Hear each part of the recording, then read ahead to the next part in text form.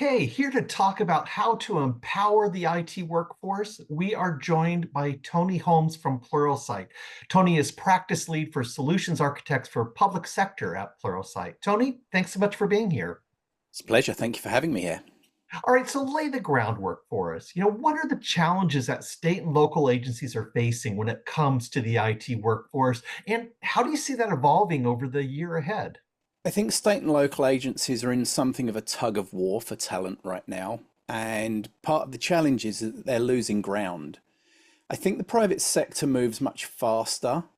They tend to hire more quickly. They tend to offer bigger salaries and give more flexibility.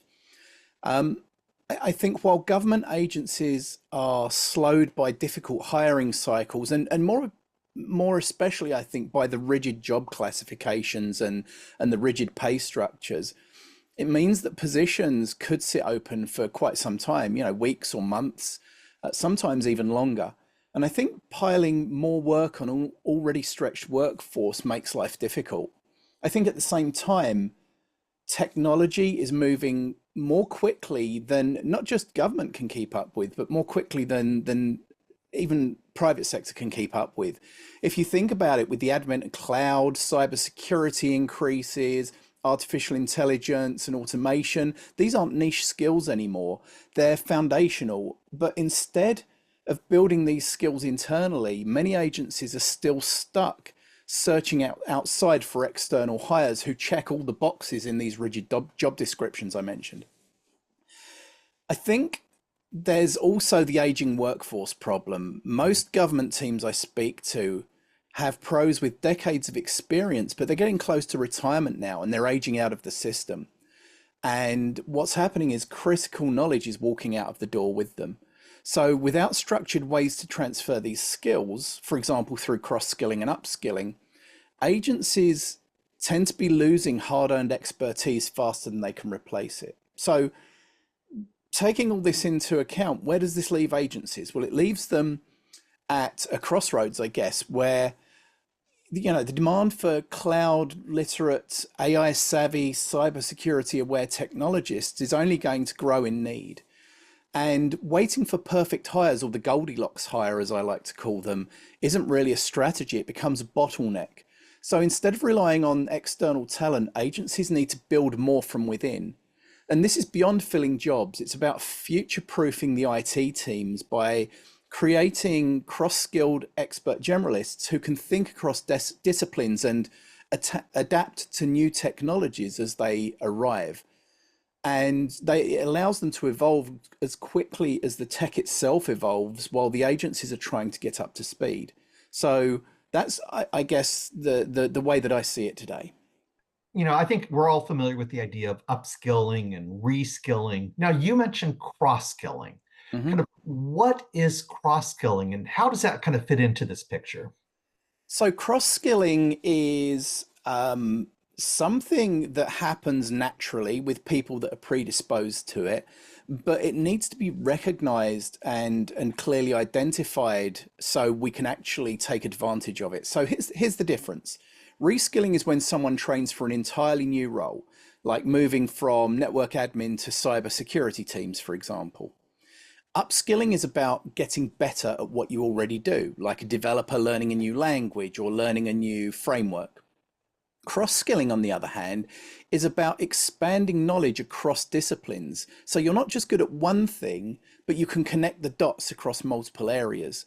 And that's exactly what IT teams in the government need right now in order to be able to keep pace with the way that technology is moving right now. So most agencies, and in fact, many private sector teams, are built very heavily around specialists. And there's a whole other talk track around that I'm not going to go into right now about why, but it's great when things are predictable, but tech isn't predictable anymore. AI and automation and cloud aren't separate silos. They're all becoming much more interconnected with each other.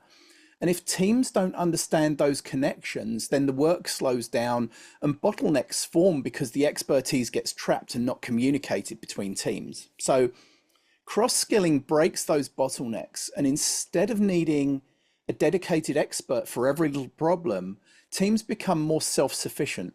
So, for example, cloud engineers who understand cybersecurity, developers who can optimize AI models, and IT administrators who know how to automate as a DevOps would. And the more people that can think across these disciplines, the faster and more effective they become as technology changes. Because it's no longer about knowledge. If we think about it, it used to be about collecting knowledge, but technology is moving too fast to connect deep knowledge all the time in all of these areas. And more importantly, the premium on knowledge has decreased because AI knows things. AI is really good at knowing things and giving you information on demand. But the other thing that AI is good at is it's automating a lot of the repetitive work. And the real value now is knowing how to apply the technology in creative ways rather than proving that you can accumulate all this knowledge. So the agencies that are going to invest in cross-skilling are going to close today's skill gaps, but they're also going to be better positioned for closing tomorrow's skill gaps as well. Well, let's talk about some of those skill gaps. I know one that, there are a lot of agencies concerned about is with data. How can cross-skilling really kind of help agencies close that gap?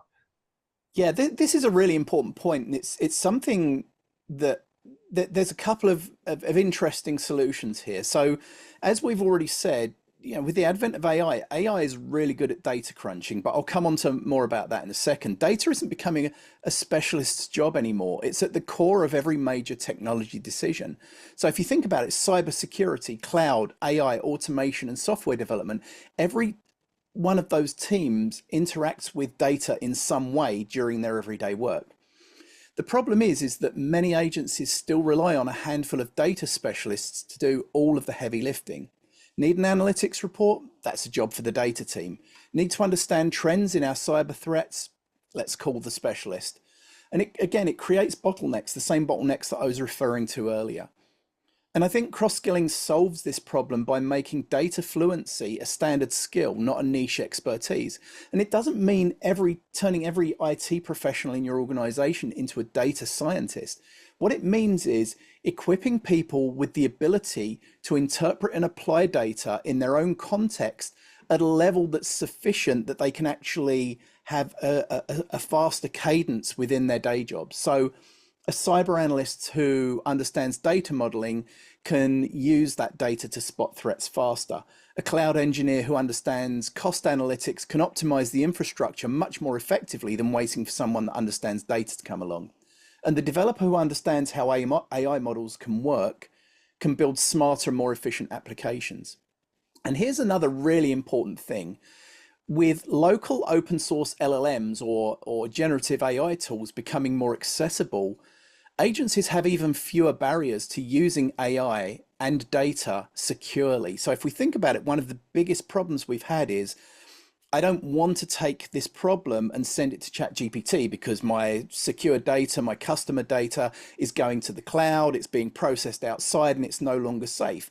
With the ability to download something like some of the open source LLMs, like Llama and Deep Thought and Deep Think and things like that, what you end up with is the ability to have a local LLM that can actually do some data crunching for you without it ever leaving the confines of your agency space, which is a huge barrier being removed. So from that perspective, as generative AI continues to reshape how we process and interact with data, agencies that can invest in cross-skilling now will be far ahead of the curve, I think. Instead of just consuming reports, teams are going to be able to generate their own insights and act on that data in real time. And I think that's going to be the difference between a reactive workforce and an agency that sits there waiting for their data specialists to have bandwidth. What do you see as some other kind of common use cases where cross-skilling could really help agencies out? Oh, there's so many, to be honest. Cross-skilling is more than just a nice to have. It's solving problems across IT teams. So if we think about what cross-skilling is from a skill set, if you think about it, entrepreneurs in private sector are essentially expert generalists. They're cross-skillers. They find connections between domains and solve problems. And introducing people with these skills into your workforce can have a huge impact. So, for example, security isn't just an issue for the security team anymore. As we've seen with our trainings and our informational push. Every IT role now intersects with cybersecurity, whether it's cloud people, whether it's just data administrators, everybody is handling their own data or sensitive information. So when teams understand security fundamentals, they can build security into the processes and into the customer facing products from the start without having to deal with projects or problems later or getting ahead of most of them. Most agencies are under pressure to do more with fewer resources. So we introduce AI into IT operations to make that a force multiplier. So now cross-skilling legacy IT teams in cloud architecture and infrastructure as code speeds up cloud adoption. And I think the biggest one for me is internal career mobility. And this one's huge. I think agencies suffer with retention because employees often feel trapped in their rigid roles.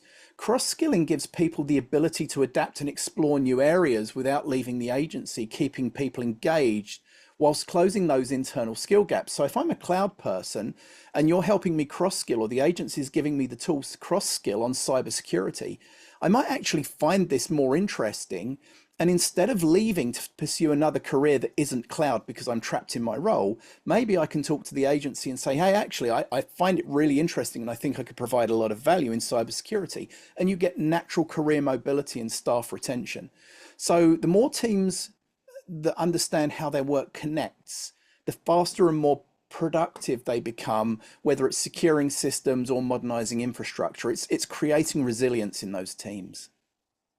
Well, that kind of leads into another topic. One thing that we often hear is that when it comes to CX, employees who feel like they have the skills, they have the tools to do their job, provide better services. How do you see cross-skilling kind of helping with the CX EX connection?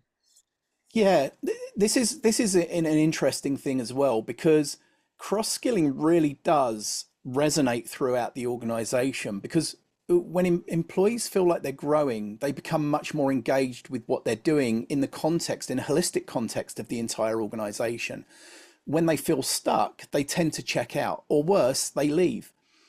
Cross-skilling is one of the most effective ways to keep people engaged and motivated and invested in their work, because anybody that knows technologists knows that we thrive on new challenges. We thrive on doing new and interesting things. And at a basic level, it makes the job much easier. No one wants to feel like they're constantly playing catch up or struggling to figure out problems that just seem just beyond their expertise, just out of reach. Cross-skilling removes that friction by giving the employees the tools and the permission to handle challenges without waiting on someone else for them to solve it. And they're not just doing tasks, they're understanding the bigger picture of the organization, which brings us on to how that feeds back to the customer. Because when employees feel capable, the customers feel it too. Because whether the customer is the public or a government partner or another internal team, better equipped employees deliver better services. And a help desk technician who understands automation and can resolve issues faster. A security analyst might understand DevOps better and can fix problems at source instead of just reacting to them. So I think, there's a huge amount of knock on, and that's has two effects. It's how you keep great talent, and it's how that great talent then ripples through into everything you do, including the customer experience, including the employee experience, where you're not just reducing turnover, but you're creating a workforce that's more engaged and adaptable and just delivering better services to everyone. Let's say I'm an IT leader and I'm looking to, cross-skill my team for all the reasons we just talked about. What are some best practices or tips that I should keep in mind? Okay, and this is kind of the core of my job. This is what I help agencies do all day long. So it's important to think about cross-skilling as more than giving people access to training and hoping for the best. It has to be intentional when it's applied. So 3 best practices that I tell everybody that help make cross-skilling work. And this is also in tandem with creating a culture of learning with your organization instead of paying it lip service. So make learning a part of the job, not just extra work. I think the biggest mistake that we see leaders make across everybody we engage in is they want to tell everybody to upskill without giving them the time to do it. And if learning feels like extra work, it's the first thing that gets dropped when your deadlines start to pile up. So instead of saying, take this training when you have time, make it a part of the built-in job. Dedicate time for learning, even if it's just an hour a week or maybe 20 minutes 3 times a week. Encourage micro learning, short lessons, and something we focus on is short lessons, 3-minute lessons, 4-minute lessons that fit into the flow of work. So if I want to reach out and understand something about an adjacent topic, I can grab 3 or 4 minutes of learning, get that and apply it immediately on the job just in time. And then you need to tie learning to real projects, and that gives people the ability to apply their skills immediately, not just store them away in case they need them someday. So that's the first point. When people see learning as a natural part of their job role and encouraged by leadership, it becomes more than an afterthought, and then the cross-skilling actually starts to stick. The second point is to focus on breadth first, then depth. Most IT leaders are wired to think in terms of specialization. In fact, our whole society is. But cross-skilling is more than turning everyone into deep experts overnight. Start with broad exposure, help teams understand the adjacent fields first, and then, if they're interested, they can go deeper and wherever they're stronger. So a cyber analyst, again, doesn't need to be a full stack developer, but knowing the basics of development makes them much better at securing applications. A cloud engineer might not be a data scientist and might not need to be, but understanding how machine learning principles help them optimize workloads can also incredibly help a great deal in how they exercise their day-to-day role.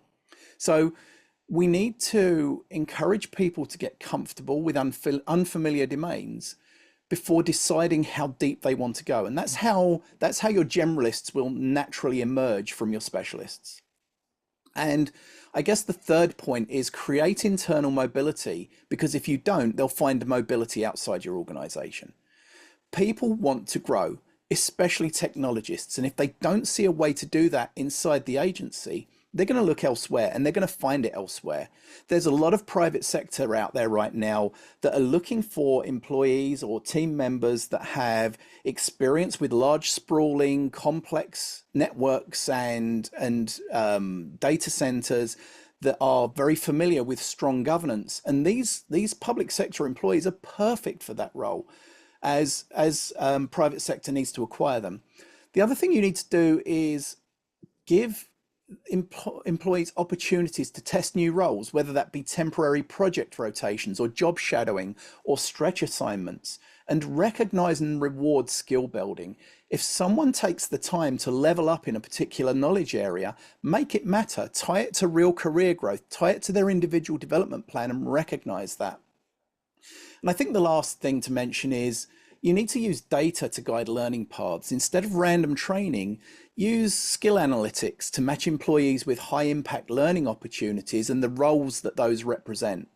And this gives the agencies the ability to close skill gaps, but more than that, again, it builds an engaged and future ready, but more importantly, adaptable workforce that doesn't have to leave your agency in order to grow. So how does Pluralsight help with all this? Yeah. Okay, so putting my sales hat on now. Cross-skilling is good in theory, but leadership in public sector need a system that can make it work without adding more overhead and more complexity. I think this is exactly what we do on a day-to-day, and it's what we've been focused on for the last 10 years. The first thing is that we take the guesswork out of skill development. Instead of just handing people a massive library of content and saying good luck and see you soon, we use tools like Skill IQ and Role IQ, which are driven by artificial intelligence. And we were driving this with artificial intelligence before AI became cool, to measure exactly where someone's current skill level is, and then automatically curate a set of courses to provide those gaps to fill. So provide the knowledge to fill those gaps. That means they don't waste times on things they already know or struggle to figure out what they should learn next. They actually have that curated for them, and they can focus only on skill gaps. And in a time where we're trying to increase productivity and decrease time to proficiency, being able to remove that extra learning is really, really meaningful. And it also means people don't tune out of the learning. The second part is that learning happens in the flow of work. So when, as I mentioned earlier, people can reach out and grab very short courses, microlearning, get access to hands-on labs where they can test things that they've learned immediately, and also things like real-world sandboxes. One of the most popular features of our platform right now is the AI sandboxes, because all state and local leaders realize that they need to build AI talent, but how do you grow that talent without people getting hands-on? We don't want to release them to the raw native GPTs and things out there. So what we did was we created a set of sandboxes that allow people to get hands-on with ChatGPT, with Claude and things like that, and then actually do it in a safe way that's not going to leak to the internet, where we can actually try stuff. Okay, I think finally the leaders need to get visibility. So I think of our platform to some extent like like a GPS, which wherever you are, it can tell you where you are, and it can give you indications on how to progress your journey to get to the destination you want. And one of the hardest things about cross-skilling is knowing if it's actually working. And that's why we created the real-time analytics on skill progression, so our customer agencies can track growth, identify those emerging experts, and make much more informed, data-driven and actionable workforce decisions without having to rely on guesswork and outdated certifications. And I think the last thing I want to mention, because it's super important to cross-skilling, is with Role IQ, you can publish Role IQ to your entire organization. Where's your next set of AI specialists going to come from? Well, you won't know unless people are actually looking at and training for potential AI roles. You might have people in administration, you might have people in DevOps that actually are studying artificial intelligence on their own time, but you can't see it. You don't have visibility of it. How are you going to develop AI specialists from internal if you don't know that that's what they're working on? So I think it's visibility is probably the biggest thing. And at the end of the day, cross-skilling is far more than closing skill gaps. It's building a workforce that I've mentioned before that can evolve at the same speed as technology and pivot when it needs to. And I think our tool set, we've worked really hard to make that possible at scale with precision in a way that actually sticks and works really, really well for both the learners and the leaders. Excellent. Well, Tony, thanks so much for being here. Really appreciate your thoughts today. I appreciate it. Thank you for having me again.